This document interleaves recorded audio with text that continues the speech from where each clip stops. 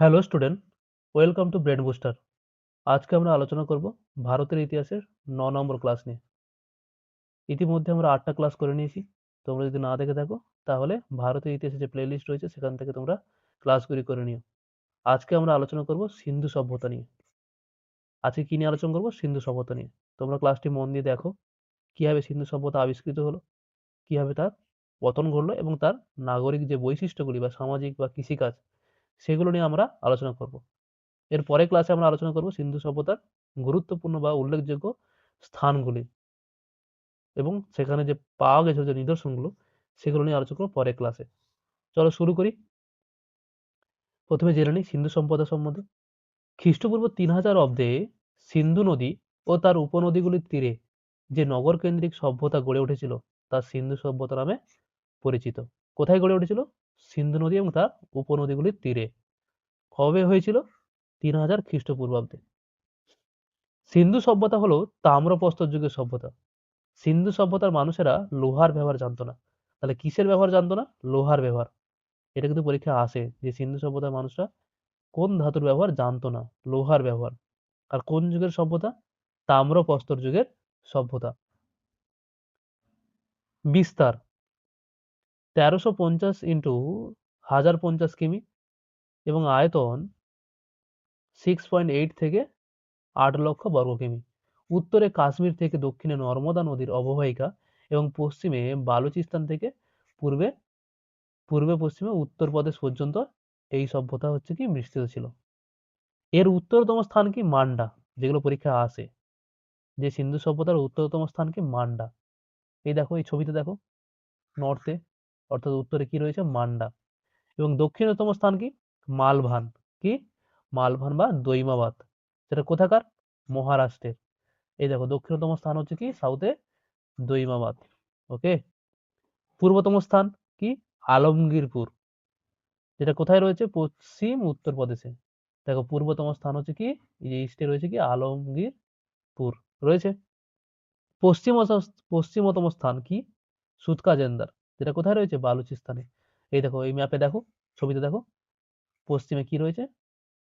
সুটকাজেন্দার। যেটা কোথায় রয়েছে? বালুচিস্তানে। ঠিক আছে। তাহলে পরীক্ষায় কিন্তু এগুলো আসে যে বলো সিন্ধু সভ্যতার উত্তরতম স্থান কি? কোথায়? জম্মু কাশ্মীরের মান্ডা। এবং দক্ষিণতম স্থান কোথায়? দৈমাবাদ বা মালভান। সেটা কোথায় অবস্থিত? মহারাষ্ট্রে। এবং পূর্বতম স্থান হচ্ছে কি? আলমগীরপুর। যেটা অবস্থিত রয়েছে কি? পশ্চিম উত্তরপ্রদেশে। এবং পশ্চিমতম স্থান হচ্ছে সুতকাজেন্দার, যেটা অবস্থিত বালুচিস্তানে।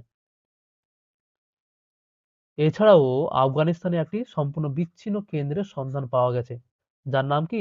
শত্রুঘ্রাই। ব্রোঞ্জ যুগে পৃথিবীর সর্বাধিক বিস্তৃত সভ্যতা হচ্ছে কি? হরপ্পা সভ্যতা, যার দৈর্ঘ্য 1350 এবং প্রস্থ 1050, যেটা একটু আগে পড়লাম আমরা। হরপ্পা সভ্যতাকে অনেকে সিন্ধু ঘাগর হরকা সভ্যতা বা সিন্ধু সরস্বতী সভ্যতা বলেও অনেকে বর্ণনা করে থাকেন। এখানকার জাতিগোষ্ঠী বা মানব গোষ্ঠী কেমন ছিল বা কোথা থেকে তারা এসেছিল? এই সভ্যতায় ভূমধ্যসাগরীয়, প্রোটো অস্ট্রালয়েড, মঙ্গলয়েড, আলপাইন জাতিগোষ্ঠীর মানুষের প্রাধান্য ছিল। ঠিক আছে। লিপি, এই সভ্যতার যে প্রাপ্ত লিপিগুলো সেগুলো কেমন ধরনের ছিল? সিন্ধু লিপিতে প্রথম লাইন ডান দিক থেকে বাম দিকে। তা সিন্ধু লিপিতে কি করা হতো? প্রথম লাইন ডান দিক থেকে বাম দিকে এবং তার পরের লাইন বাম দিক থেকে ডান দিকে লেখা হতো। এই লিখন শৈলীকে কি বলা হতো? বোস্টোফেডন। বোস্টোফেডন যে পদ্ধতি, সেই পদ্ধতি বলা হতো এটাকে। এই লিপি এখনো সম্পূর্ণরূপে পাঠোদ্ধার করা সম্ভব হয়নি। তাহলে সিন্ধু সভ্যতা যে প্রাপ্ত লিপিগুলো পাওয়া গেছে তার অনেক লিপি আছে যেগুলো পাঠোদ্ধার করা এখনো সম্ভব হয়নি। কিছু কিছু লিপি সম্ভব হয়েছে। প্রায় 270 ধরনের অক্ষর বা হরফ প্রচলিত এখানে ছিল। এগুলি ছিল মিশরের হায়ারোগ্লিফিক লিপির ন্যায় চিত্রলিপি, যা সিলমোহরে খোদিত ছিল। এই ছবি দেখো, এগুলো কেমন ধরনের ছিল? এটা মিশরের হায়ারোগ্লিফিক লিপির ন্যায় কি এক ধরনের চিত্রলিপি ছিল, যেগুলো ছবি এঁকে এঁকে তার পাশে কিছু কথা বা কিছু লেখাকে তারা ইন্ডিকেট করতো। ঠিক আছে। চলো আমরা আরো কিছু তথ্য আমরা জেনে নিই। সিন্ধু সভ্যতার প্রথম আবিষ্কৃত স্থান কি? হরপ্পা। তাহলে সিন্ধু সভ্যতায় প্রথম আবিষ্কৃত স্থান কি ছিল? হরপ্পা। তাই একে হরপ্পা সভ্যতাও বলা হয়। 1921 সালে দয়ারাম সাহানি প্রথম আবিষ্কার করেন কি? এই হরপ্পা সভ্যতা। এই সময় স্যার জন মার্শাল ছিলেন কি এএসআই অর্থাৎ আর্কিওলজিক্যাল সার্ভে অফ ইন্ডিয়ার অধিকর্তা। যদিও 1826 খ্রিস্টাব্দে ইংরেজ পর্যটক চার্লস ম্যাসন প্রথম এই অঞ্চলে একটি প্রাচীন সভ্যতার অস্তিত্বের ইঙ্গিত দেন, যা পরবর্তীকালে কর্নেল আলেকজান্ডার বার্নেস দ্বারা সমর্থিত হয়। 1853 এবং 1857 সালে তৎকালীন বিখ্যাত প্রত্নতাত্ত্বিক আলেকজান্ডার কানিংহাম এই স্থান পরিদর্শন করেন। এই সময়ে হরপ্পা সভ্যতার ইট করাচি লাহোর রেলপথ নির্মাণের জন্য কি হতো ব্যবহৃত হতো। আলেকজান্ডার কানিংহাম কে ছিলেন? তিনি ছিলেন আর্কিওলজিক্যাল সার্ভে অফ ইন্ডিয়ার প্রথম অধিকর্তা। এটা কিন্তু পরীক্ষা আসে যে আর্কিওলজিক্যাল সার্ভে অফ ইন্ডিয়ার প্রথম অধিকর্তা কে ছিলেন বা প্রধান কে ছিলেন? Alexander Cunningham. সভ্যতার কালসীমা সেটা একটু আগে পড়লাম আমরা যে 3200 খ্রিস্টপূর্ব, এটা আনুমানিক, থেকে 1300 খ্রিস্টপূর্বে পর্যন্ত এই সভ্যতার বিস্তার লক্ষ্য করা যায়। আর রেডিও কার্বন পদ্ধতির মাধ্যমে কি বলা হয় যে 2300 থেকে 1750 বিসির মধ্যে এই সভ্যতা দেখতে পাওয়া যায়। নগর পরিকল্পনা, এই সভ্যতার নগর পরিকল্পনা তো খুবই গুরুত্বপূর্ণ, কারণ এখানকার যে নগর পরিকল্পনা ছিল সেটা আধুনিক সমাজের মতো কিন্তু অনেকটাই উন্নত। হরপ্পা সভ্যতার মূল বৈশিষ্ট্য ছিল হচ্ছে নগর পরিকল্পনা। সময়কালীন পৃথিবীতে এত উন্নত নগর পরিকল্পনা আর কোথাও কিন্তু দেখা যেত না। শহর মূলত দুটি ভাগে বিভক্ত ছিল, একটা উচ্চ অংশ, একটা নিম্ন অংশ। শহরের পশ্চিম ভাগে উঁচু মঞ্চের উপর তৈরি দুর্গ বা উঁচু শ্রেণীর লোকেদের বাসস্থান, এবং লোয়ার পার্টে কি ছিল? সাধারণ মানুষের বাসস্থান। এই নগর অঞ্চল প্রাচীর দ্বারা কিন্তু পৃথক থাকতো, পৃথকীকৃত তারা ছিল। ঠিক আছে। মূল রাস্তাগুলি, তাদের রাস্তাগুলো কিন্তু খুব সুন্দর ছিল। ঠিক আছে। মূল রাস্তাগুলি উত্তর থেকে দক্ষিণে বিস্তৃত ছিল। অন্যান্য রাস্তা মূল রাস্তার সঙ্গে সমকোণে কিন্তু অবস্থান করত। মানে সমস্ত রাস্তাগুলো কিন্তু এইভাবে কিন্তু যেত রাস্তাগুলো। প্রত্যেক রাস্তা কিন্তু 90 ডিগ্রি কোণ করে কিন্তু অবস্থান করতো, অর্থাৎ সমকোণে অবস্থান করতো। ল্যাম্প পোস্টগুলি রাস্তার পাশে নির্দিষ্ট ইন্টারভালে পর্যায়ক্রমে থাকতো। ল্যাম্প পোস্টগুলো কিন্তু রাস্তার পাশে সুন্দরভাবে পর্যায়ক্রমে থাকতো। ঠিক আছে, সমান ডিস্টেন্স মেনটেন করে। পোড়া ইটের ব্যবহার হতো। সময়কালীন পৃথিবীতে যা আর কোথাও দেখা যায় না। শুধুমাত্র লোথাল ও কালীবঙ্গালে বাসগৃহ নির্মাণের জন্য রোদে শুকানো ইটের ব্যবহার দেখতে পাওয়া যায়। কোথায় দেখতে পাওয়া যায়? লোথাল এবং কালীবঙ্গালে। এই ইটগুলি আয়তাকার, এদের মাপ ছিল 4:2:1, এটাও পরীক্ষায় এসেছিল। এছাড়া এল আকৃতির ও কুঠার আকৃতির ইট এখানে পাওয়া গেছিল। বাড়িগুলি বহুতল বিশিষ্ট হলেও কোনো পিলারের ব্যবহার কিন্তু দেখা যায় না। প্রতিটি বাড়িতে কূপ ও স্নানাগারের ব্যবস্থা ছিল। কোনো জানালা রাস্তার সামনে ছিল না। রাস্তার সামনে কিন্তু কোনো জানালাই ছিল না। দুর্গ দুর্গ প্রাকার ও শস্যাগার, একটা দুর্গের মতো একটা শস্যাগার ছিল। প্রশাসকদের বাসস্থান দেখা যায়, এবং মহেঞ্জোদারোতে দুর্গ প্রাকারের বাইরে শস্যাগার পাওয়া গেছে। পাকা নর্দমার উপস্থিতি এখানে ছিল। ওকে, নর্দমার মানে এখানে পাকা নর্দমার উপস্থিতি ছিল এখানে। প্রতিটি বাড়ি থেকে নোংরা জল এসে মূল রাস্তার ধারের পাকা নর্দমায় পড়তো। নর্দমাগুলি ঢাকা ছিল। ম্যানহোল অর্থাৎ শোক পিটের ব্যবস্থা ছিল। প্রত্যেক বাড়ির সামনে বাঁধানো ডাস্টবিনও কিন্তু ছিল। নর্দমাগুলি মূলত মোটার, চুন এবং জিপসাম দ্বারা নির্মিত ছিল, এবং পোড়া মাটির স্ল্যাব দ্বারা ঢাকা থাকতো। তাহলে অনেকটাই কিন্তু উন্নত ছিল হচ্ছে এই সিন্ধু সভ্যতার হচ্ছে নগর পরিকল্পনা বা শহরগুলি। কূপগুলি ছিল ডিম্বাকার এবং দেওয়াল ইট দ্বারা নির্মিত ছিল। কালীবঙ্গালে বাড়ির মেঝে নির্মাণের জন্য সুদৃশ্য ইট ব্যবহার করা হতো, এবং নগরগুলির প্রবেশদ্বার কোন দিকে ছিল? উত্তর দিকে। ঠিক আছে। এবারে চলে যাচ্ছে আমরা সামাজিক ও ধর্মীয় জীবন। তার আগে আমরা দু একটা কথা জেনে নিই, সেটা কি? মহেঞ্জোদারো এবং হরপ্পা, এই দুটো যে নগর বা শহর, এই দুটো নগর এই দুটো নগর নগরের কি হয়েছিল? এই দুটো নগরের যে নগর পরিকল্পনা কিন্তু একই রকমের ছিল। এই কারণে কিন্তু অনেকে এই মহেঞ্জোদারো এবং হরপ্পা এবং মহেঞ্জোদারোকে কি বলে? যমজ শহর বা যমজ নগরী বলে অভিহিত করেছেন। ঠিক আছে, এটাও জানা থাকলো।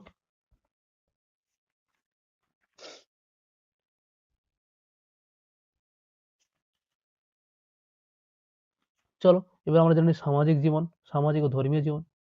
শ্রেণীবিভক্ত সমাজ হরপ্পা সভ্যতার অন্যতম উল্লেখযোগ্য বৈশিষ্ট্য। কার্যের উপর ভিত্তি করে এই শ্রেণী এই শ্রেণীবিভাগ করা হয়েছিল। তবে সমাজে জাতিভেদ প্রথার কোনো অস্তিত্ব পাওয়া যায় না। সমাজে সমাজ মূলত কিভাবে বিভক্ত ছিল? শাসক সম্প্রদায়, ব্যবসায়ী, শ্রমিক ও কারিগর, এই 4টি শ্রেণীতে বিভক্ত ছিল। সুতিবস্ত্র ও পশমের পোশাক তারা ব্যবহৃত করত।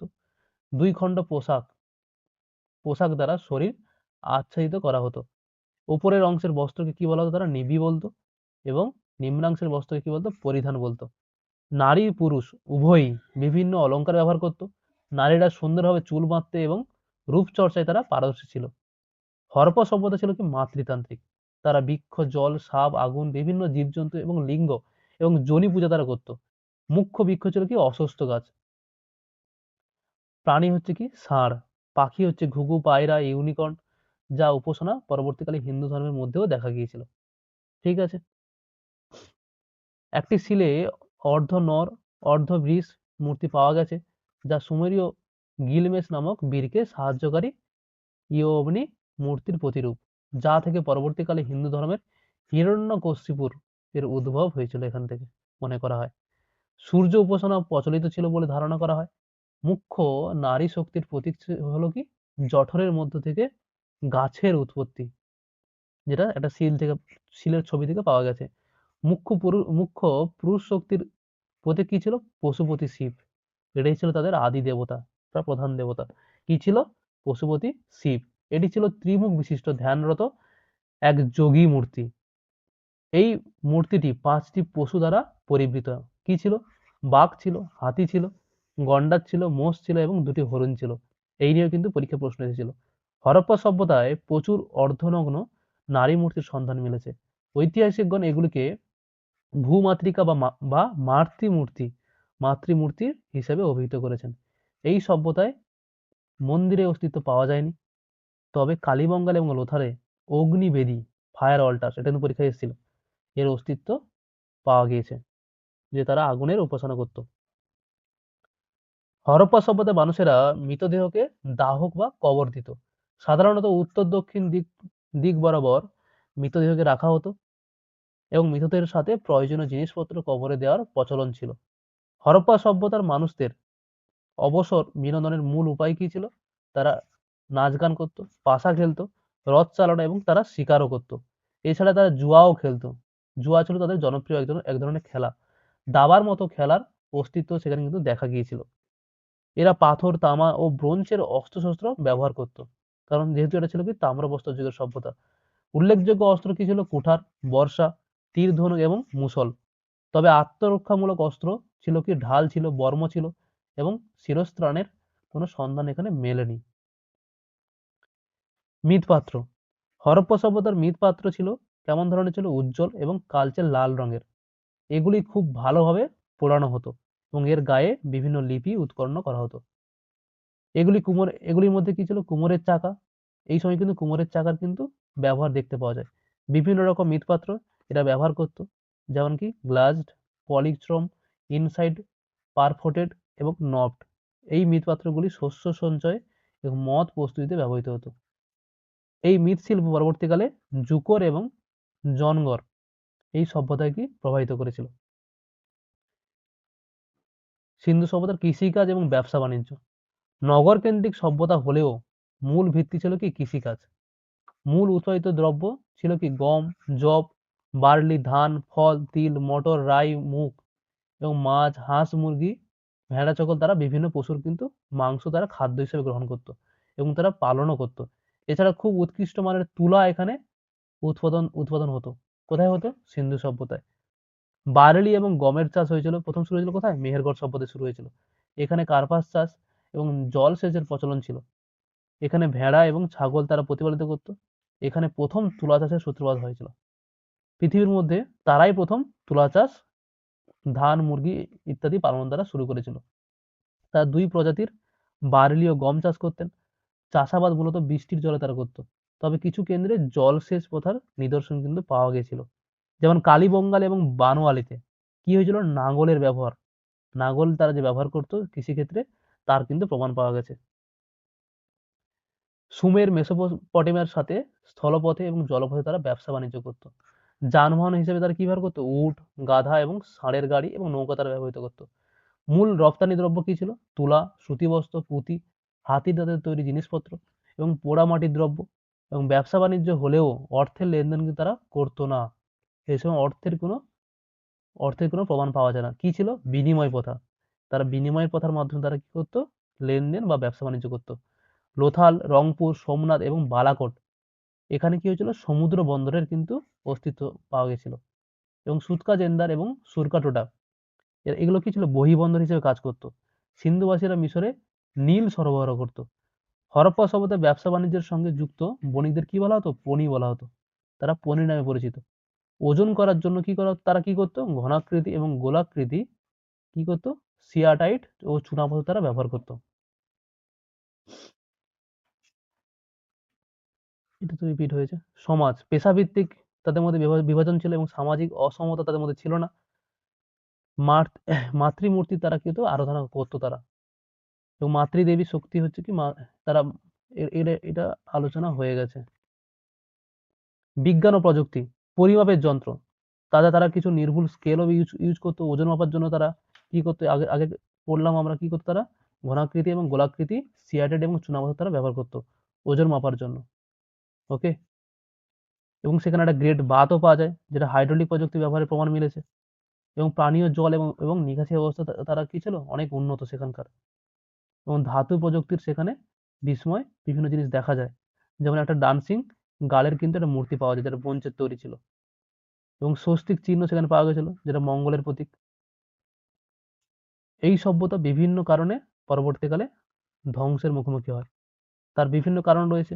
একটা হচ্ছে প্রাকৃতিক বিপর্যয়, একটা হচ্ছে বাইরের আক্রমণ অর্থাৎ আর্যদের আগমন, ফরেন ইনভেনশন। কি হয়েছিল? প্রাকৃতিক বিপর্যয়ের মধ্যে কি হচ্ছে? ভূমিকম্প, আবহাওয়ার পরিবর্তন, বন্যা, বা কোনো এই কি ঘাগর নদীর গতি পরিবর্তন, মহামারী ইত্যাদি, খরা ইত্যাদি কারণে অনেক ঐতিহাসিক মনে করেছে এই সভ্যতার পতন ঘটেছে। আবার কেউ কেউ মনে করেছেন যে এই সভ্যতা আর্যদের আগমনের ফলে বা ফরেন অ্যাগ্রেশনের জন্য এই সভ্যতা ধ্বংস হয়ে গেছে। এই বিভিন্ন চিন্তাবিদ বা বিভিন্ন ঐতিহাসিক তারা বিভিন্ন মতবাদ তারা প্রদান করেছে। যেমন কেউ বলেছেন যে বাহ্যিক আগ্রাসনের জন্য কি হয়েছে? এই সভ্যতা ধ্বংস হয়েছে। কে বলেছেন? কে? মর্টিমার হুইলার, পিগগট এবং গর্ডন চাইল্ড। এবং কেউ বলেছে বান বা বন্যার ফলে এই সভ্যতা ধ্বংস হয়েছে। কে বলেছেন? ডি.আর. সাহানি। মহামারীর ফলে এই সভ্যতা ধ্বংস হয়েছে। কে বলেছেন? কে.ভি.আর. কেনেডি। কে বলেছেন? টেকটনিক ঝামেলার ফলে, অর্থাৎ উদাহরণ কি? ধোলাভিরা। টেকটনিক ঝামেলার ফলে কিন্তু এই সভ্যতা ধ্বংস হয়েছেন। কে বলেছেন? John Marshall. মার্টিন হুইলার কি বলেছেন? আকস্মিক হ্রাসের ফলে কিন্তু এই সভ্যতা ধ্বংস হয়েছে। এল স্টেইন এবং এ.এন. ঘোষ বলেছেন কি? জলবায়ুর পরিবর্তনের জন্য এই সভ্যতা ধ্বংস হয়েছে। বন উজাড়, সম্পদের ঘাটতি এবং পরিবেশগত ভারসাম্যহীনের জন্য ওয়াল্টার ফেয়ার সার্ভিস কি বলেছেন? যে এর জন্য কিন্তু এই সভ্যতা ধ্বংস হয়েছেন। এবং বন্যার ফলে এই সভ্যতা ধ্বংস হয়েছেন কে বলেছেন? জন মার্শাল এবং এস.আর. রাও এবং মাইকি। এবং ঘরগড়া বা ঘাঘরা নদীর গতি পরিবর্তনের জন্য এই সভ্যতা ধ্বংস হয়েছে, এই কথা কে বলেছেন? জি.এফ. হোলস। এইভাবে বিভিন্ন কারণে এই সভ্যতা পরবর্তীকালে ধ্বংসের মুখোমুখি সৃষ্টি হয়। ঠিক আছে। এই হচ্ছে সিন্ধু সভ্যতার হচ্ছে নগর পরিকল্পনা। নগর পরিকল্পনা এবং তাদের সামাজিক জীবন, কৃষিকাজ, ধর্ম, বিজ্ঞান, প্রযুক্তি, সেখানকার সভ্যতার মানুষদের যে মানুষদের যে তারা যে যা কিছু ব্যবহার করতো এবং যা কিছু তারা করেছিল তা ছিল অনেক উন্নত মানের। বর্তমান সমাজের থেকে কিন্তু অনেক উন্নতি মানের। তারা কিন্তু মৃতদেরকে কবর দিত। কেউ কবর দিত, কেউ কি করতো? সমাধিস্থ করতো। যে যেমন পারতো তেমন করে তারা করতো। ঠিক আছে। আরো পরীক্ষা মাঝে যে আসে, কি আসে এখান থেকে প্রশ্ন আসে নানান ধরনের। এর পরের ক্লাসে আমরা কি করব? যে সিন্ধু সভ্যতার যে গুরুত্বপূর্ণ যে শহর বা গুরুত্বপূর্ণ যে উল্লেখযোগ্য স্থানগুলো, ওকে, সেই স্থানগুলো নিয়ে আমরা পড়বো। ওইগুলো থেকে সবচেয়ে বেশি প্রশ্ন আসে। আজকে জানলাম আমরা কি সিন্ধু সভ্যতার ডিটেলস একটা ক্লাস, যে সিন্ধু সভ্যতা, তার নগর পরিকল্পনা, সেটা কবে আবিষ্কৃত হয়েছিল, তার বিস্তার, কোন দিকে কি আছে, উত্তরতম স্থান কি, দক্ষিণতম স্থান কি, পূর্বতম স্থান কি এবং পশ্চিমতম স্থান কি, এবং সেখানে কি ধরনের জাতিগোষ্ঠী ছিল, সেখানকার লিপিগুলো কেমন ছিল। তারপরে নগর পরিকল্পনা জানলাম আমরা। তারপরে সামাজিক ও ধর্মীয় জীবন, কৃষিকাজ, ব্যবসা বাণিজ্য, তারপর বিজ্ঞান প্রযুক্তি ও কিভাবে এই সভ্যতা ধ্বংস হয়েছিল। ঠিক আছে। এর পরের ক্লাসে আমরা জানবো সিন্ধু সভ্যতার যে উল্লেখযোগ্য স্থানগুলো, সেই স্থানগুলো যেখান থেকে সবচেয়ে বেশি প্রশ্ন আসে। তোমরা ক্লাসগুলি মন দিয়ে করো। আজকের ক্লাস এই পর্যন্ত থাক। দেখা হবে পরের ক্লাসে। ওকে? সবাই ভালো থেকো আর মন দিয়ে পড়াশোনা করো।